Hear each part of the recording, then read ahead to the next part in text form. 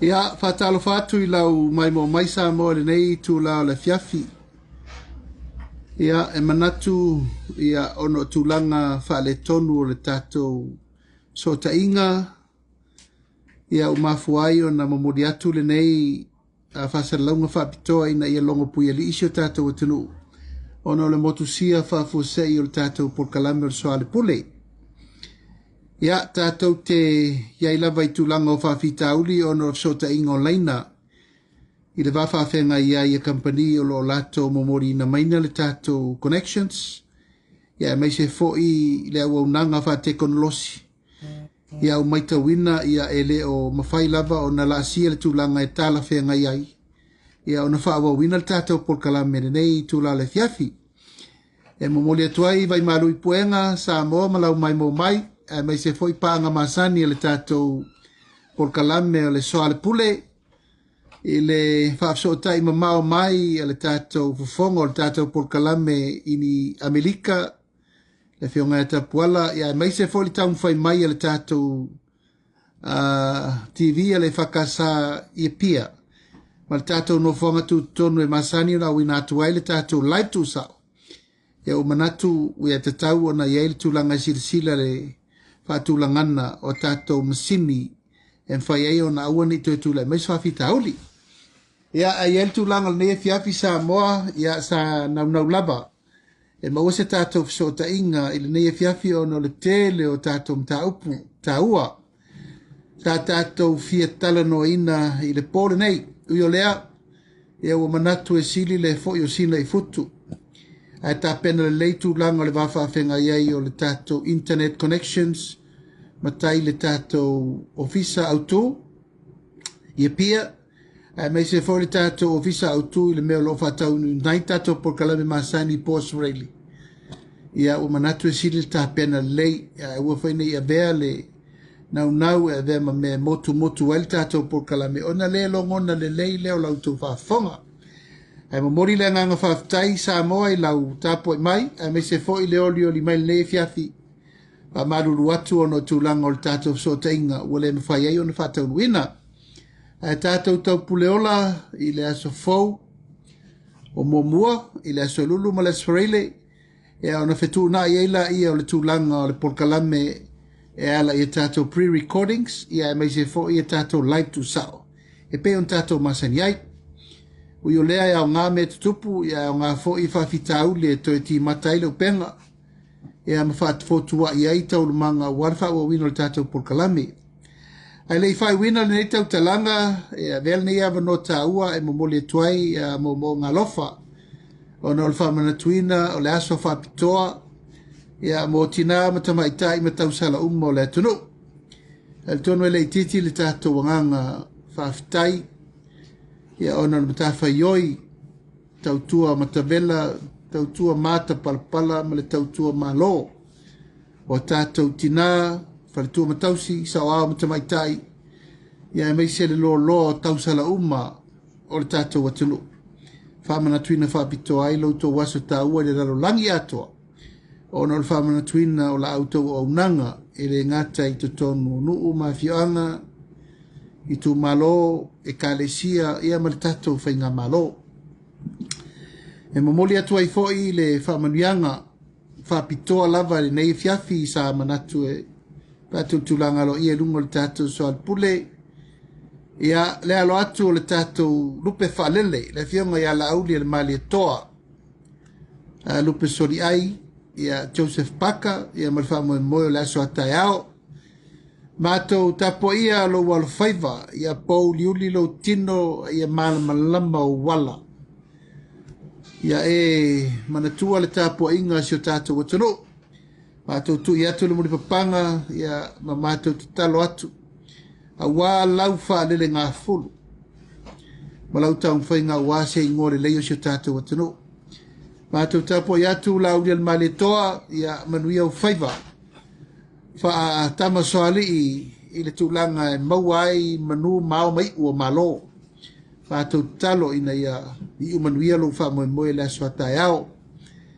E batu fo I le nei fa manuianga ia ma le fa ea nei tula le fiafi ia e whapitoa ngafa e ala i le waunanga ma le tautua a le tatou radio Samoa i Aukilani i New Zealand.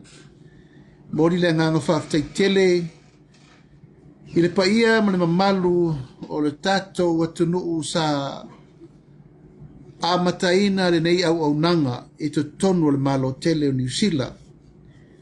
Le sunga le whawhengainga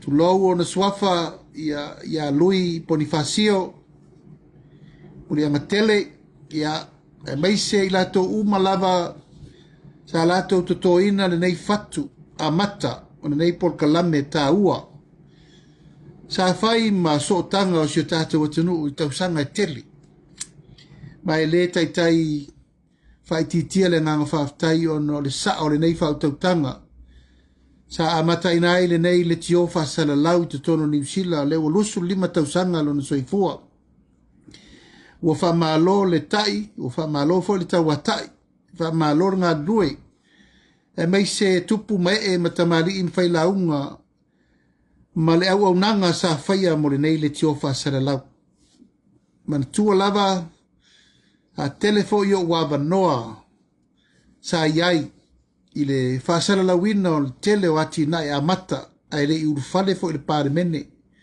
tulanga tau whaatoanga tulanga tau musika ia sa mawai le ava noa sa whatala noa ai rungo le nei au nanga le nei le tio whasala lau e whaftai le tua ua whai langi fo i ling nisio o tupu mai e o le tātou watunu sa au na ai le nei le tio whasala lau to tele mano noi i la tau sa fofonga ina ia i lungo le nei le tio whasala lau to tonu le malo New Zealand fionga ia fota ma le sa tango ia mai se foi i la tau whai langi le fo launga to tele mai se foi nisio lo au nanga lava o lo iai le teimi nei i le fionga foi a tawai ia le fionga ia le ataua le sa a Lavea Al Harrington ia mai se foi le nisio au whaasala lau o loo iai pe le teimine nei la tau na whawaina ngata foi leo le fionga ia tu le epa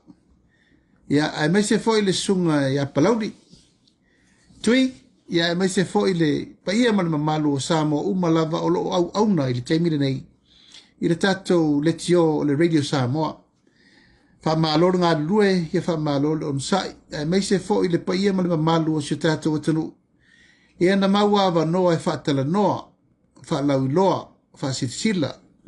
Ia ma whaatala noa i lungo polkalame uma wale tina ino si o tātou watunu. Mo le atuai mo ngā lofa, ia ma le nganga whaaloalo, tūlanga o le au nanga, whauao, whaupo si o tātou watunu. Wa e malamanuia ai whaiva, ia, ono o le tautua hae malamanuia, le tātou ready Samoa.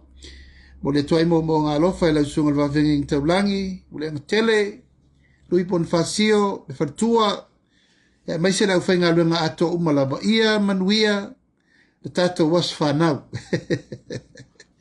Mai se le polkalame muni nei, le tātou tano awa. Wa penau na mau atu e pēr le awa noe le whiunga ia le ato warsa. I o tō mamana, o te whale ina whole nei awa noa mo le tuaile nganga whaaftei tele i le sosoani. Ai mai se le ma aumal mirmisia. Le ma aumal mirmisia le paia ma le mamalu o Samoa lo lalampa pa au i Amerika. Ona o le tatou US supporters ia ono le whamalolo watu o si o tatou tama whanau ma le tatou taito fitu. Whaaftei tele lava i le paia ma le mamalu o ainga uo ma e masani e mai se ngofa whawhengainga o le tatou Samoa US supporters ia e mai se fo inisi o tama whanau tau aloa si o tatou atunu vionga ia Jesse Sapolu ia e mai se fo i le tua a o le sunga i le seiuli rock ia whaafitai e langona le anganga whaafitai le mai tau atu o lo o tau so ni fo le tau mwhainga le tatou tama whanau tatou mansa mo taito fitu Ia vi ia le atua I lo o tau alofa tula. Mai se lo tau so soani I le au vasa mamau atu. O alo ma whanau si o tātou atanu e sa iri malo. I tūlanga o whaangatama ia mai se foli tau mwhaingol sa ilinga. O tūlanga o le tātou aula kapi o le taito fitu. Ia mori le nganga whaafitai, whaaleoina, whaawai atu lava ma le whaanga I tia I lunga o penga ta whailangi. Ia u whaatasi fol tu a o le sula ia se Yuli Johnston. Ia mori atu wai mo ngā lofa mo mali nei whaasi silanga lau whionga se Yuli. Ia whaafetai o lo ea papa mai pea mai manatu mai si o tātou atunu. O le fio ifo o le tua po le tina fo I le sunga ia se Yuli Johnson. Ia tātou whaafetai o ina o lo ta oto ai le lango le ainga ai mai se fo I le lango sua. Iona fo I whaiva alo filimo o le mātou talo ia mātou tapo ia Tupea I o walo whaiva a o sila ma mai moa le lalolangi atoa. I lauta mo whainga e ala I atina e o ata tifanga ta longa fo I piinga ma mea uma talo I le atua. Ina ia maualo malosi tau abe ai pea wae e na nafua le tetea e manino le mato le vai o oe o le tama whanau o le tulu. Manuia lo wal whaiva.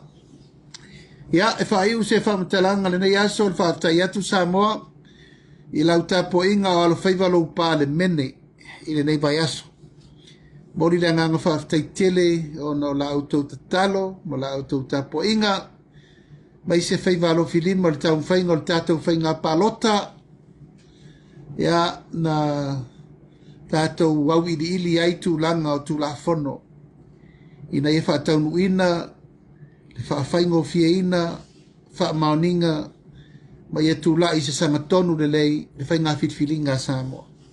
Ia vi ia le atua, o tau nuu manuia mapasi alo ia, tūlanga uma e whaawa wai, le ngai ngoinga, le fionga le komisina o whainga palota, mai se lo no ofisa. Ia ele stara le lei uma tātou Samoa atoa. Samoa nei, I nuu ma fioanga mai tumalo, ia e mai se fo I le paia man mamalo Samoa, o lo alala I tafa e fia o le lalolangi. Tātou tā pena fia ma tātou tā pena alo ia, o lea u whaasolo solo atu lava le whaataunuina, o le tau tinonga sa whai le tātou ainga le whaatuatua I le tua sa mo o tasi. Ina ia mawhai o nā mana ia, la au tautua, matavela, e mai se foi la au tau au nanga sa mo o lo ta ape le lalolangi atoa. Ia, o le a wha awau atu pea, whaasolo solongo le nei tūla fono ina ia tau nu. I le taunu unga siri o na tala whea ngai. Ina ia whaata o tu tula whanau whainga palota mo se tūlanga le lei. O nisi mata upu uma o lo wailuma o le whaamisinonga ma le tātou taupulenga o whaavelawe o tupu le tunu. Ia o le avatu se tala awiri ili pe a maua le sota inga le lei o le tātou polkalame. A o le nei tula o le fiafi ma le mai mo mai Samoa o manatu. Ia avatu le nei whaasala launga tu sao I le tūlanga whaingofie ma le tūlanga lo ia. Ina ia malama le mafuanga u motu sia il tātou polkalame le soale pule. O le talanoanga nei lungo le telefoni. Ia e whaingofie langa o lo telefoni. A le talanoanga I lungo le tātou polkalame le soale pule.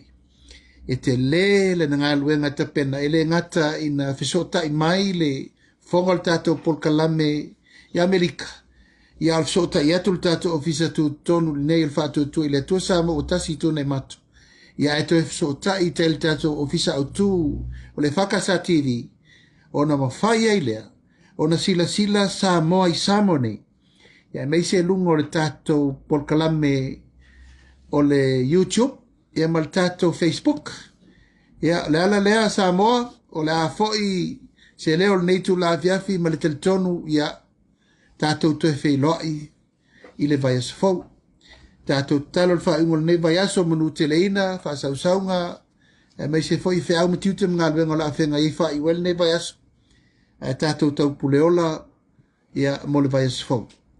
Mo le nei tū la, ia alofa tele atu ma ia manuia, whainga malo longa o le nei pō. Whaasaifuia ma ia manuia.